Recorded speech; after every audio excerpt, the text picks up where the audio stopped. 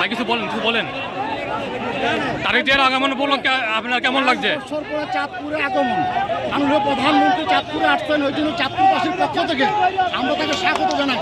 চাঁদপুরবাসী ধন্য, তিনি 22 বছর পরে আবার সেই চাঁদপুরের মাটিতে পদার্পণ করলেন। এই জন্য চাঁদপুরবাসীর পক্ষ থেকে ওনাকে আমরা স্বাগত জানাই।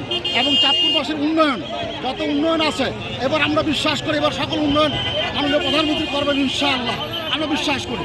প্রধানমন্ত্রী তারেক জিয়ার প্রতি আপনাদের কোনো দাবি দাবা আছে কিনা? দাবি দেওয়া একটাই, আমাদের দাবি তো হলো এখানে নদী ভাঙা রোধ করতে হবে এবং আমাদের বিজ্ঞান ও প্রযুক্তি বিশ্ববিদ্যালয় যেটা আছে চাঁদপুরে, তারা স্থায়ী ক্যাম্পাস চাই এবং চাঁদপুর মেডিকেল কলেজের স্থায়ী ক্যাম্পাস চাই এবং চাঁদপুর ইপিজেড একটা এবং দুটা ইপিজেড চাঁদপুরে বাস্তবায়ন করতে হবে। তাহলেই চাঁদপুরবাসীর যেটা মৌলিক দাবি পূরণ হবে এবং চাঁদপুরের মানুষের যেটা বিশ্ব কর্মসংস্থান, এই কর্মসংস্থান ইনশাল্লাহ বাস্তবায়িত হবে।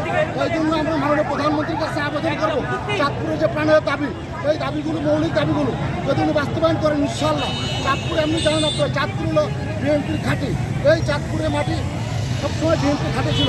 আজ থেকে 22 বছর আগে চাঁদপুরে মাননীয় প্রধানমন্ত্রী আসছিলেন, আজকে আবার উনি আসছেন। এই জন্য চাঁদপুরবাসীর দাবিগুলো ইনশাল্লাহ বাস্তবায়ন হবে আমরা বিশ্বাস করি। প্রিয় দর্শক, আমরা কথা বলছিলাম চাঁদপুরের মতলব উত্তর উপজেলার মোহনপুর ইউনিয়ন পরিষদের চেয়ারম্যান ও দৈনিক সংবাদ সারাবালার পত্রিকার সম্পাদক মণ্ডলীর সভাপতি কাজী মিজানুর রহমানের সাথে।